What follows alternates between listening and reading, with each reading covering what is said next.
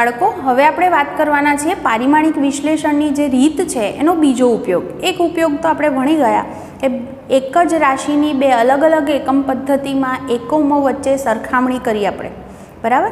હવે જે વાત કરીએ છીએ એ છે કોઈ સમીકરણ પારિમાણિક દ્રષ્ટિએ સાચું છે કે ખોટું, એટલે કે આપણે એની યથાર્થતા ચકાસવી છે. તો એ યથાર્થતા કઈ રીતે આપણે ચકાસી શકીએ એના વિશે હવે હું તમને સમજાવું છું. કોઈ સમીકરણ જે છે એ પારિમાણિક દ્રષ્ટિએ સાચું છે કે ખોટું કઈ રીતે ચેક કરાય? તો એવું બોલાય, ડાબી બાજુના જે પરિમાણ હોય એ જ જો જમણી બાજુના પરિમાણ થતા હોય તો એ સમીકરણ પારિમાણિક દ્રષ્ટિએ સાચું ગણી શકાય. જો એના માટે હું તમને એક સૂત્ર કહું કે કોઈ કણ છે એ ગતિ કરી રહ્યો છે અને એનું જે સ્થાન છે એનું સમીકરણ આપણને આવું આપ્યું, x બરાબર x0 plus v0t plus 1/2 at². આ સમીકરણની અંદર અહીંયા x છે એ એનું સ્થાન દર્શાવે છે. સ્થાન એટલે આપણે માપવું હોય તો મીટરમાં માપીએ, એટલે કે આનું પરિમાણ મીટરમાં હશે. x0 પ્રારંભિક સ્થાન દર્શાવે છે એટલે એ પણ સ્થાન છે, એનો મતલબ કે એ પણ મીટરમાં હશે. v0 છે એ v0 પ્રારંભિક વેગ દર્શાવે છે, એટલે વેગ વિશે પણ આપણે જાણીએ છીએ. t સમય છે અને એ છે એ પ્રવેગ છે. તો આપણે જો ડાબી બાજુનું જે પારિમાણિક સૂત્ર હોય એ જ જો જમણી બાજુનું થાય એવું સાબિત કરી શકીએ તો એની મદદથી કહી શકાય આ સમીકરણ પારિમાણિક દ્રષ્ટિએ સાચું છે. પણ જો ડાબી અને જમણી બાજુના પરિમાણ સરખા ન મળે તો એ સમીકરણ પારિમાણિક દ્રષ્ટિએ ખોટું થશે. તો જુઓ, હવે હું અહીંયા આગળ લખું તો ડાબી બાજુ જે છે એ ડાબી બાજુ કઈ રાશિ છે? x છે. તો xનું પારિમાણિક સૂત્ર લખવું હોય તો x એટલે લેન્થ છે, અંતર છે, તો અંતરનું પારિમાણિક સૂત્ર શું? L1. એ જ રીતે જો હું જમણી બાજુ માટે લખું તો જમણી બાજુ મારે કઈ કઈ રાશિના પારિમાણિક સૂત્ર લખવાના? x0નું, પછી v0 × t નું અને 1/2 at². તો જુઓ, x0 એટલે પાછું સ્થાન છે એટલે એનું પરિમાણ L1 જ થશે. v0 એટલે પ્રારંભિક વેગ છે, વેગનો એકમ મીટર પર સેકન્ડ, એટલે એનું પારિમાણિક સૂત્ર આપણે શું લખતા હતા? યાદ કરો, મીટર એટલે L1 પર સેકન્ડ એટલે t-1, અને અહીંયા આગળ પાછું ઇન્ટુ t છે એટલે tની 1 ઘાત થઈ, પ્લસ 1/2 તો અચળ છે, અચળનું કોઈ પરિમાણ હોય નહીં તો 1/2 માટે કંઈ નહીં કહીએ. પ્રવેગ એટલે મીટર પર સેકન્ડ સ્ક્વેર એટલે L1 t-2 થાય અને ઇન્ટુ t² એટલે t2 છે. તો શું જવાબ મળ્યો? અહીંયા L1, અહીંયા આગળ શું થશે? L1 tની કેવી ઘાત થઈ ગઈ? -1 અને +1 એટલે 0, એટલે લખતી નથી. અહીંયા જુઓ, L1 તો છે, tની -2 +2 એટલે એ પણ 0 ઘાત થઈ ગઈ. હવે જુઓ, જમણી બાજુ શું મળ્યું આપણને? લંબાઈ વત્તા લંબાઈ વત્તા લંબાઈ. એનો અર્થ કે આપણો જવાબ જે છે એ લંબાઈ જ થયો. અલગ અલગ હું લંબાઈ વત્તા સમય કરું તો શક્ય નથી. હું તમને કોઈ લંબાઈ આપું અને સમય આપું અને પૂછું કે એનો સરવાળો શું, તો તમે એ સરવાળો કરી શકો નહીં. પણ જો લંબાઈ અને બીજી લંબાઈ આપું તો એમનો સરવાળો શક્ય છે. એટલે કે અહીંયા આગળ દરેક પદનું પરિમાણ જેમની વચ્ચે સરવાળાનો સંબંધ હોય કે બાદબાકીનો સંબંધ હોય, દરેક પદનું પરિમાણ સરખું હોવું જોઈએ તો જ સમીકરણ સાચું કહી શકાય. અહીંયા લંબાઈ વત્તા લંબાઈ વત્તા લંબાઈ છે, મતલબ કે આપણો જવાબ પરિણામી લંબાઈ જ કહેવાય. તમે કહેશો 3 લંબાઈ, પણ મૂળ તો લંબાઈ જ છે, પરિમાણ તો લંબાઈ જ થયું. એટલે કે ડાબી બાજુ અને જમણી બાજુના પરિમાણ સરખા મળ્યા એનો અર્થ એવો કહેવાય કે આ સમીકરણ પારિમાણિક દ્રષ્ટિએ સાચું છે. તો આ રીતે આપણે એને સ્વીકારી શકીએ, બરાબર. બીજું પણ એકાદ ઉદાહરણ લઈ લો. દાખલા તરીકે મારી પાસે આવું એક સમીકરણ છે. ધારો કે હું આવું કહું કે બળ F બરાબર ma + 1/2 mv², આવું સમીકરણ છે અને મારે ચેક કરવું છે કે આ સમીકરણ પારિમાણિક દ્રષ્ટિએ સાચું છે કે ખોટું. તો જુઓ, ડાબી બાજુની વાત કરીએ તો ડાબી બાજુ કઈ રાશિ છે? તો બળ છે. બળનું પારિમાણિક સૂત્ર તમને યાદ રહી ગયું હશે હવે, m1 L1 t-2. જમણી બાજુની વાત કરીએ તો જમણી બાજુ કયા કયા પદ છે? એક છે ma અને બીજું પદ કયું છે? 1/2 mv². આ બંનેનો સરવાળો કરવો પડે. હવે જુઓ, બધાના પારિમાણિક સૂત્ર મૂકીએ, ધ્યાનથી જોજો. દળ છે એટલે m1, પ્રવેગ એટલે મીટર પર સેકન્ડ સ્ક્વેર, એટલે ઉપર લખી દઉં તો સેકન્ડ સ્ક્વેર છેદમાં હતા એટલે ઉપર લખ્યા એટલે -2 ઘાત થઈ, પ્લસ ફરી પાછો 1/2 આવ્યો, 1/2નું કોઈ પરિમાણ હોતું નથી. પછી છે દળ એટલે m1, પછી છે વેગ એટલે મીટર પર સેકન્ડ અને એની કેવી ઘાત છે? 2 ઘાત છે. ઘાત અંદર ગુણી અને લખીએ તો પહેલું પદ તો એમનું એમ, પણ બીજું પદ શું થઈ જશે? m1 એલની કેવી ઘાત થઈ ગઈ? 2 અને ટીની -2. તો જુઓ અહીંયા આગળ આ પદ અને આ પદ બંનેના પરિમાણ અલગ અલગ છે, એટલા માટે સરવાળો શક્ય બને નહીં. એટલે શું કહી શકીએ અહીંયા કે ડાબી બાજુ અને જમણી બાજુના પરિમાણ સરખા થતા નથી, માટે આ સમીકરણ પારિમાણિક દ્રષ્ટિએ ખોટું છે એવું આપણે કહી શકીએ. તો આ રીતે તમને આવા અલગ અલગ સમીકરણ આપ્યા હોય તો એની અંદર માત્ર આપણે આટલું જ કામ કરવાનું હોય દર વખતે કે બધાના પારિમાણિક સૂત્ર મૂકો અને એની મદદથી તમે ચેક કરી શકો કે એ સમીકરણ પારિમાણિક દ્રષ્ટિએ સાચું છે કે ખોટું. આ રીતે આપણે ચકાસી શકીએ છીએ. હવે હું તમને આના પરથી કોઈક MCQની વાત કરી દઉં. આપણે આગળ જતાં બીજા પણ થોડા MCQ આ બધા સોલ્વ કરવાના છીએ, પણ હાલ થોડુંક હું તમને એના વિશે કહું કે કોઈ MCQની અંદર આવું કીધું હોય તો કઈ રીતે સોલ્વ થશે. જુઓ, ધારો કે મને એક સમીકરણ આવું આપે કે દબાણ, આવી રીતે એક સમીકરણ આપ્યું છે P+A/v² બરાબર B × θ/v. આ સમીકરણમાં દરેક પદ શું છે એ કહી દીધું હોય, કહી દીધું છે કે સમીકરણ પારિમાણિક દ્રષ્ટિએ સાચું છે એવું કહી દીધું છે. જેમાં P છે એ દબાણ દર્શાવે છે, V એટલે વોલ્યુમ કદ છે, θ નિરપેક્ષ તાપમાન છે, A અને B અચળાંકો છે. તમને પ્રશ્નમાં પૂછ્યું હોય કે એનું પારિમાણિક સૂત્ર શું થાય, બીનું પારિમાણિક સૂત્ર શું થાય. આ બંનેનું જો ખબર હોય તો ઘણીવાર આવું એ પૂછે A/Bનું શું થાય, ઘણીવાર એવું પૂછે A × Bનું પણ પારિમાણિક સૂત્ર શું થાય. જો આ બંને ના મળી જાય તો આ જવાબ શોધવા શું કરવાનું? બંનેનો ભાગાકાર. અને આ શોધવા શું કરવાનું? બંનેનો ગુણાકાર. તો જવાબ તમને મળી શકે. તો પહેલાં એ શીખવાડું કે આ A અને Bના પરિમાણ શોધશો કઈ રીતે. થોડીક વાર પહેલાં જ મેં તમને એવું કીધું કે સમીકરણ પારિમાણિક દ્રષ્ટિએ સાચું છે એનો અર્થ શું થાય? બે પદ વચ્ચે સરવાળો હોય કે બાદબાકી હોય એમ, અને ડાબી બાજુ હોય કે જમણી બાજુ હોય, બધાના પરિમાણ કેવા હોવા જોઈએ? સમાન. તો જ એ સમીકરણ પારિમાણિક દ્રષ્ટિએ સાચું ગણી શકાય. તો અહીંયા આગળ પણ હું કહું કે આ સમીકરણ પારિમાણિક દ્રષ્ટિએ સાચું હોય તો એવું કહેવાય જે દબાણનું પારિમાણિક સૂત્ર હોય એ જ A/v²નું હોવું જોઈએ. કારણ કે દબાણ વત્તા દબાણ તો જ જવાબ કંઈક મળે, હે ને. દબાણ વત્તા હું કદ કરું તો મને કોઈ જવાબ મળી શકે નહીં. એટલે આ પદ દબાણ છે તો ફાઇનલી આ પણ પદનો જવાબ દબાણ જ થવો જોઈએ. તો મેં અહીંયા આગળ કીધું કે આ બંનેના પરિમાણ સરખા હશે. હવે આમાંથી મારે એનું પારિમાણિક સૂત્ર શોધવું હોય તો v² ને અહીંયા લઈ જવાના, તો P × v² થાય. યાદ કરો, દબાણ એટલે બળ ભાગ્યા ક્ષેત્રફળ. બળનું તમને બધાને સરસ રીતે યાદ રહી ગયું છે, m1 L1 T-2, અને એને ક્ષેત્રફળ એટલે L2 થી ભાગો તો 2 ઉપર જાય એટલે Lની કેવી ઘાત થઈ જાય? -1. તો આ દબાણનું પારિમાણિક સૂત્ર છે. V એટલે વોલ્યુમ કદ એટલે L3 હોય અને એનો પાછો સ્ક્વેર છે. તો જુઓ શું થયો ફાઇનલી આપણો જવાબ? m1 Lની -1 ઘાત અને આ +6 એટલે જવાબ શું થાય? 5 ઘાત થાય અને Tની -2. તો એનું પારિમાણિક સૂત્ર શું મળ્યું તમને? m1 L5 T-2.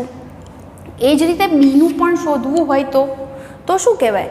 હમણાં કીધું એમ ડાબી બાજુ અને જમણી બાજુના પરિમાણ સરખા જ હોય તો ડાબી બાજુ આ બંને પદનું પરિમાણ દબાણનું પરિમાણ છે, તો એનો અર્થ એવો થાય કે જમણી બાજુનું પણ પરિમાણ કોનું થશે? દબાણનું જ પરિમાણ થશે. એટલે જમણી બાજુનું આખું પદ છે એ પરિણામી દબાણનું જ પારિમાણિક સૂત્ર દર્શાવે છે. તો આમાંથી બીને સૂત્રનો કરતા કરી દો. બરાબર, તમને એ ખબર છે દબાણનું પારિમાણિક સૂત્ર હમણાં જ લખ્યું, m1 L-1 T-2. કદ અહીંયા જશે, સાદુરૂપ લખું અહીંયા, B બરાબર શું થઈ જશે? V અહીંયા જશે એટલે PV/θ આવું થશે. Pનું લખ્યું, કદનું L3 છે અને θ નિરપેક્ષ તાપમાન છે, તાપમાનનું K1 હોય. તો શું જવાબ આવ્યો આપણો? m1 Lની કેવી ઘાત થઈ જશે? 2 T-2 અને K ઉપર જશે એટલે -1. તો આ રીતે બીનું પારિમાણિક સૂત્ર મળ્યું. તો એ અને બીના પારિમાણિક સૂત્ર હોય તો a અપોન બી એટલે આ બંનેનો ભાગાકાર કરીને જવાબ શોધી શકો, એ ગુણ્યા બીનો જવાબ પણ શોધી શકો. તો આવી રીતે આવા ક્વેશ્ચન આપણે સોલ્વ કરી શકીએ. તો આવું તમને કંઈ પણ આપ્યું હોય, દરેક પદ શું દર્શાવે છે એ કીધેલું હશે, તો એના પરથી એનું પારિમાણિક સૂત્ર લઈ અને તમે જવાબ નક્કી કરી શકો છો. બીજું પણ હું એકાદ ઉદાહરણ લઈ લઉં. દાખલા તરીકે તમને એક સમીકરણ આવું આપ્યું છે, y બરાબર 2a sin kx cos omega t. તમને થશે આવા સમીકરણ ક્યાંથી લઈ આવ્યા? તો આવું સમીકરણ તમે હજી આગળ જતાં ભણવાના છો. આ તરંગ માટેનું સમીકરણ છે. સમીકરણમાં y છે એ કણનું સ્થાનાંતર દર્શાવે છે. સ્થાનાંતર એટલે અંતર, મતલબ કે એનો એકમ જે છે એ એકમ મીટર થાય. એ એટલે કંપ વિસ્તાર. કંપ વિસ્તારનો અર્થ થાય કણનું મહત્તમ સ્થાનાંતર. મહત્તમ સ્થાનાંતર એટલે પાછું એ સ્થાનાંતર, અંતર શબ્દ બોલાય છે પાછળ, એટલે એનો એકમ પણ મીટર જ હશે. કેને તરંગ સદિશ કહેવાય છે. એક્સ સ્થાન છે, ઓમેગા કોણીય આવૃત્તિ છે અને ટી સમય છે. તમને એવું પૂછ્યું હોય કે આમાંથી કેનું પારિમાણિક સૂત્ર શોધો, કઈ રીતે શોધશો? તો જ્યારે આપણે જુદી જુદી અલગ અલગ રાશિના મેં તમને પરિમાણ અને પારિમાણિક સૂત્ર લખાયા હતા, જેની અંદર તમને યાદ હશે કે ત્રિકોણમિતીય વિધેયની જ્યારે આપણે વાત કરીએ છીએ, સાઇન કોસ આ બધા, તો એ બધા પરિમાણ રહિત છે. કારણ કે સાઇન થીટા લખું તો સામેની બાજુ ભાગ્યા કર્ણ, તો લંબાઈ ભાગ્યા લંબાઈ, ભાગાકાર કેન્સલ, જવાબ શું આવ્યો? 1. હે ને? એટલે કોઈ પરિમાણ એને હોતું નથી. એટલે કે અહીંયા આગળ પણ હું કહી શકું કે આ જે પદ છે એ પરિમાણ રહિત છે. એટલે કે એક્સ જે છે એ શું લખાય? પરિમાણ રહિત. પરિમાણ રહિત એટલે હું એને 1 પણ બોલી શકું. તો એનો અર્થ એવો થયો કે કેનું પારિમાણિક સૂત્ર શોધવું હોય તો એક્સ છેદમાં જતા રહેશે, અને એક્સ તો સ્થાન છે. સ્થાન શેમાં છે? મીટર. એટલે લેન્થ છે એટલે ઉપર જશે એટલે -1. તો કેનું પારિમાણિક સૂત્ર તમને શું મળ્યું? L-1. આમાંથી ઓમેગાનું શોધવાનું કહેતો તો શું લખવાનું? કોસવાળું પદ છે તો અહીંયા આ પદ પણ શું છે? પરિમાણ રહિત. તો એની અંદર પણ હું લખી શકું કે ઓમેગા ઇન્ટુ ટી પાછા કેવા છે? પરિમાણ રહિત છે. તો ઓમેગાનું પારિમાણિક સૂત્ર શું થાય? 1 અપોન જે ટીનું હોય, ટી એટલે ટાઈમ, તો એનું શું થઈ જશે? ઉપર જાય એટલે -1. તો આ રીતે તમે પરિમાણ સૂત્ર જે છે એ નક્કી કરી શકો છો. તો આ જે છે એક વસ્તુ આ હતી કે કઈ રીતે નક્કી કરવા. હવે એના રિલેટેડ આપણી ટેક્સ્ટ બુકની અંદર ઉદાહરણ છે એ વાત કરીશું, જેમાં પહેલાં હું વાત કરીશ ઉદાહરણ નંબર 2.15 વિશે, જેની અંદર તમને કહી દીધું છે કે એક સમીકરણ આપ્યું છે જેની યથાર્થતા ચકાસવી છે. સમીકરણ આવું આપ્યું છે, 1/2 mv² બરાબર mgh, અને એમ કીધું આ સમીકરણની યથાર્થતા ચકાસો. તમને એની અંદર દરેક પદ શું છે એ કહી દે છે. m દળ છે, v વેગ, g ગુરુત્વ પ્રવેગ અને h છે એ ઊંચાઈ દર્શાવે છે. તો જુઓ, સમીકરણ પારિમાણિક દ્રષ્ટિએ સાચું છે કે ખોટું કઈ રીતે ચેક કરશું? તો ડાબી બાજુના પરિમાણ અને જમણી બાજુના પરિમાણ સરખા થવા જોઈએ. તો ડાબી બાજુ 1/2 mv² છે. ચલો હું પહેલાં આનું પારિમાણિક સૂત્ર લખું. 1/2 તો નંબર છે, એનું કોઈ પરિમાણ હોય નહીં. m એટલે માસ એટલે m1 લખી દઉં. વેગ, વેગ એટલે મીટર પર સેકન્ડ, એનો સ્ક્વેર છે.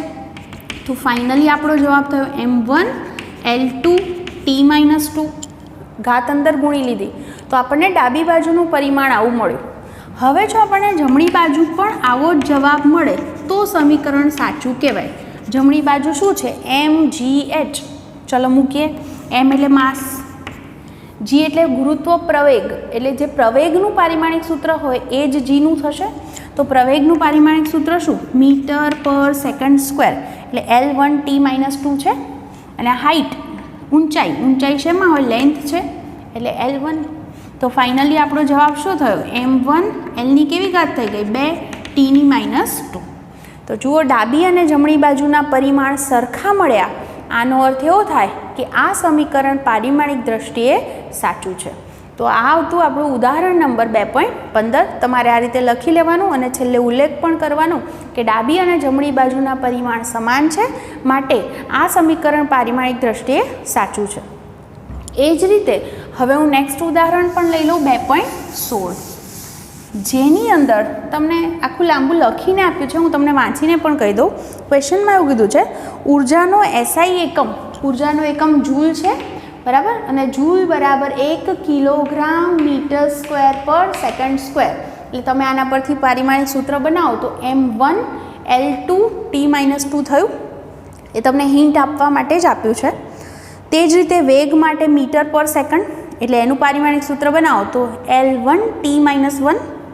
પછી પ્રવેગ માટે મીટર પર સેકન્ડ સ્ક્વેર, એ પણ તમને ખબર પડે. તો એમાંથી નક્કી કરવું છે કે ગતિ ઉર્જા માટે કયું સમીકરણ ખોટું છે. જુઓ, ગતિ ઉર્જા એટલે ઉર્જા જ થઈ, તો ગતિ ઉર્જાનું પારિમાણિક સૂત્ર તો અહીંથી ડાયરેક્ટ બની જશે. હવે તમને થોડાક સમીકરણ આપ્યા છે ગતિ ઉર્જાના, જેમાંથી તમને ચેક કરવાનું કહે છે કે કયું સમીકરણ સાચું કયું ખોટું. જુઓ, હું સમીકરણ લખું. પહેલું આપ્યું છે m²v³, બીજું આપ્યું છે 1/2 mv², ત્રીજું આપ્યું છે k બરાબર ma, ચોથું આપે છે k બરાબર 3/16 mv², અને પાંચમું આપે છે k બરાબર 1/2 mv² પ્લસ ma. આવું આપણી રકમ છે. આપણે શું કરવાનું, સમીકરણ સાચું છે કે ખોટું કઈ રીતે ચેક કરવાનું? તો જુઓ, ડાબી બાજુ ગતિ ઉર્જા છે, તો ડાબી બાજુ ગતિ ઉર્જાનું પારિમાણિક સૂત્ર શું? આના પરથી ઉર્જા એટલે લખી દેવાય m1L2T-2. હવે દરેકના પારિમાણિક સૂત્ર જમણી બાજુના ચેક કરતા જઈએ, કારણ કે બધામાં ડાબી બાજુ તો કે જ છે. જમણી બાજુ ચેક કરીએ તો જો ડાબી અને જમણી બાજુના પરિમાણ સરખા થઈ જશે તો સમીકરણ સાચું છે એવું આપણે કહી દઈશું. તો જુઓ, હવે પહેલા પ્રશ્ન એની અંદર વાત કરીએ તો એમાં જમણી બાજુ કઈ રાશિ છે? જુઓ, m²v³, સાદુરૂપ આપું. m એટલે માસ, સ્ક્વેર છે તો 2 ઘાત લખું. v એટલે વેગ, વેગ એટલે મીટર પર સેકન્ડ, અને એની કેવી ઘાત છે? 3. તો ફાઇનલી આપણો જવાબ શું થાય? m2L3T-3. ચલો, હવે જુઓ તો ડાબી બાજુ અને જમણી બાજુના પરિમાણ અલગ આવ્યા, મતલબ આ સમીકરણ પારિમાણિક દ્રષ્ટિએ સાચું નથી. બીજું સમીકરણ જુઓ, જેમાં જમણી બાજુ શું છે? 1/2 mv². યાદ કરો, 1/2 પરિમાણ રહિત, m એટલે દળ, દળનું પરિમાણ શું? m1. v એટલે વેગ, વેગ એટલે મીટર પર સેકન્ડ, અને એની કેવી ઘાત છે? 2 ઘાત છે. તો લખું તો શું જવાબ થાય? m1L2T-2. તો આપણને બીજું જે સમીકરણ છે, જુઓ, ડાબી અને જમણી બાજુના પરિમાણ સરખા આવ્યા. આ જવાબ અને આ જવાબ સરખો છે, મતલબ કે આ સમીકરણ પારિમાણિક દ્રષ્ટિએ સાચું છે. ક્વેશ્ચન સી જુઓ, જેમાં જમણી બાજુ આપણને આપ્યું છે m × a. ચલો, m એટલે માસ, m1. પ્રવેગનું શું થાય? મીટર પર સેકન્ડ સ્ક્વેર. તો ડાબી અને જમણી બાજુના પરિમાણ સમાન નથી, મતલબ આ સમીકરણ પારિમાણિક દ્રષ્ટિએ ખોટું છે. ક્વેશ્ચન ડી જુઓ, ડીની અંદર શું કીધું છે? જમણી બાજુ 3/16 mv². 3/16 પરિમાણ રહિત કહેવાય. m એટલે માસ, m1. વેગનું શું છે? L1T-1, પણ હું એનો સ્ક્વેર કરીને ડાયરેક્ટ લખું તો L2T-2 થાય. તો ડાબી અને જમણી બાજુના પરિમાણ સરખા આવ્યા, પણ ખરેખર આ છે ને પારિમાણિક વિશ્લેષણની એક મર્યાદા કહી શકાય કે આપણને જે આવો અચળાંક છે, આ 3/16 નંબર થયો એક, હે ને, તો એવી સંખ્યા વિશેની કોઈ માહિતી આ રીત આપતી નથી. એટલે ખરેખર જુઓ, ખાલી પારિમાણિક દ્રષ્ટિએ જોવા જઈએ તો બી અને ડી બંને સાચા, પણ જો ખરેખર ગતિ ઉર્જાનું સાચું સૂત્ર તમે જે ભણશો એ છે 1/2 mv². એ ગતિ ઉર્જાની સાચી રજૂઆત કરે છે, પણ 3/16 જે આગળ આવે તો એ ખોટું કહી શકાય. એટલે આ સમીકરણ પારિમાણિક દ્રષ્ટિએ ભલે સાચું પડ્યું, પણ આગળનો જે નંબર છે 3/16 એના લીધે આ સમીકરણ ખોટું છે એવું કહીશું. ઈની વાત કરીએ, ઈમાં જમણી બાજુ બે પદ છે, એક છે 1/2 mv² અને બીજું છે પ્લસ ma. જો 1/2 mv² બરાબર તો પરિમાણ આપણે મેળવેલું છે, તો હું ડાયરેક્ટ લખી દઉં.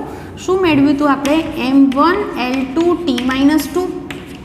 અને ma જે છે એ પણ ક્વેશ્ચન સીની અંદર હતો, જેનું પરિમાણ આ રહ્યું maનું મેળવેલું જ છે, m1L1 t-2। તો જુઓ આ બંને પદના પરિમાણ અલગ અલગ છે, તો આ સમીકરણ પારિમાણિક દ્રષ્ટિએ ખોટું ગણી શકાય। તો આ રીતે તમે લખી લઈ અને આ રીતે પ્રેક્ટિસ કરજો, તમને આવા ખ્યાલ આવી જશે, બરાબર। તો મેઇન વસ્તુ સમજવાની હતી, બધાના પારિમાણિક સૂત્ર મૂકવા, ડાબી અને જમણી બાજુના પરિમાણ સરખા થાય તો સમીકરણ પારિમાણિક દ્રષ્ટિએ સાચું ગણાય।